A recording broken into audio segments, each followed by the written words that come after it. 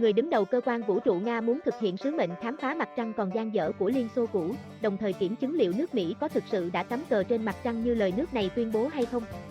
Trong khi thế giới và nhiều người dân Mỹ vẫn có niềm tin rằng, nhiệm vụ Apollo 11 đưa người Mỹ lần đầu đặt chân lên mặt trăng vào năm 1969 đã thành công mỹ mãn thì vẫn còn đó nhiều thuyết âm mưu cho rằng, tất cả chỉ là dàn dựng. Nhiều người cho rằng, sứ mệnh Apollo có lẽ chỉ nhằm mục đích giúp nước Mỹ ra oai trước Liên Xô lúc bấy giờ. Vậy chúng ta thử tìm hiểu thuyết âm mưu này ra sao nhé.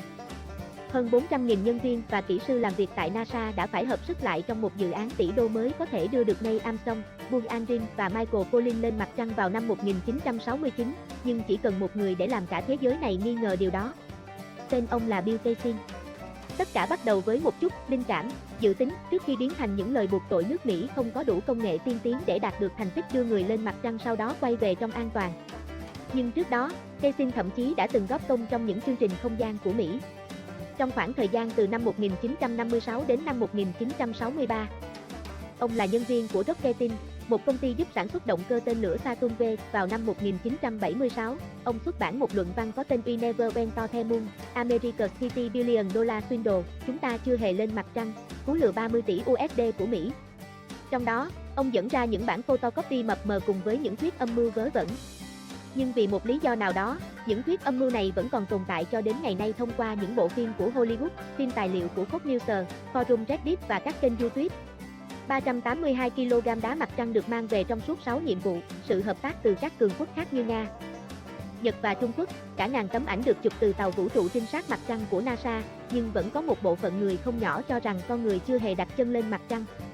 Cái niềm tin này bây giờ nó cũng phổ biến như là giả thuyết cho rằng ngày 9 tháng 11 là do tay trong, tiêm vaccine gây trầm cảm, những người tin trái đất phẳng, vụ đại diệt chủng, Holocaust, không thật sự xảy ra, chán chẳng muốn nói. Trên thực tế, cũng có rất nhiều người nổi tiếng tin vào cái thuyết âm mưu vớ vẩn này. YouTube Sang Dawson, ông trùm cốt cách Joe Rogan, một giáo sư xã hội học từng bị bắt vì nói với học sinh của mình là vụ hạ cánh trên mặt trăng là giả. Nhưng nói đi cũng phải nói lại, những giả thuyết mà Kaysing đưa ra thoạt nghe thì cũng có vẻ hợp lý. Trong những tấm hình gần như không thể thấy ngôi sao nào khác, không có hố do áp lực động cơ khi đáp, nhưng nếu như nghiên cứu kỹ hơn một chút thôi, bạn có thể hiểu được lý do đằng sau những hiện tượng kỳ lạ này, thời gian hở sáng của máy ảnh, cách mà động cơ đẩy hoạt động trong môi trường chân không, bản chất phản quang của bụi mặt trăng. Và thật ra, cũng sẽ rất khó để duy trì một lời nói dối trong suốt nhiều thập kỷ liền. Thời đó, vào năm 1969, công nghệ dựng hình ảnh và quay phim không thể nào tốt được như bây giờ. Nên có phải là sẽ tốt hơn nếu như lên mặt trăng rồi quay hình thật người thật ở trên đó không? Ngoài ra, Kaysing cũng đưa ra một luận điểm nghe cực kỳ thuyết phục. Ai cũng biết rằng NASA từng có hệ thống liên lạc kém và công nghệ lạc hậu, nhưng tự dưng vào năm 1969, chúng ta có thể đưa người lên mặt trăng và sau đó quay lại.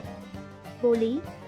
Khá đúng, khi Xô Viết phóng Sputnik 1 vào tháng 10 năm 1957 và Sputnik 2 chứa chú chó Laika chỉ một tháng sau đó, chương trình khám phá không gian của NASA gần như không hề tồn tại.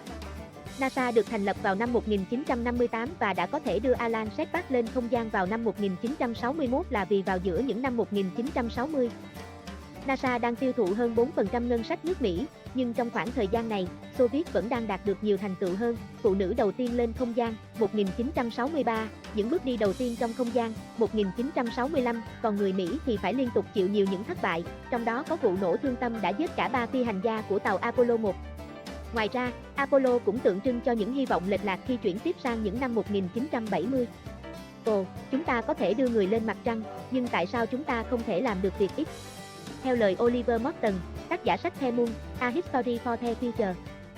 Đúng, chính phủ Mỹ có thể đặt ra một mục tiêu lớn ngoài sức tưởng tượng và dùng hết công sức để đạt được mục tiêu đó. Nhưng điều này không có nghĩa là chúng ta có thể thắng cuộc chiến Việt Nam, hay là dọn dẹp các thành phố lớn, chữa ung thư hay bất cứ thứ gì khác mà người Mỹ thật sự muốn. Ý tưởng ở đây là chính phủ không thật sự hùng mạnh, họ chỉ tỏ ra hùng mạnh thôi. Những thuyết âm mưu đến được với chúng ta ngày nay là nhờ một phim tài liệu do Fox phát hành vào năm 2001. Trong đó, những dẫn chứng của Kaysing được tiếp tục đưa ra, và điều này càng củng cố niềm tin cho những giáo sư thuyết âm mưu.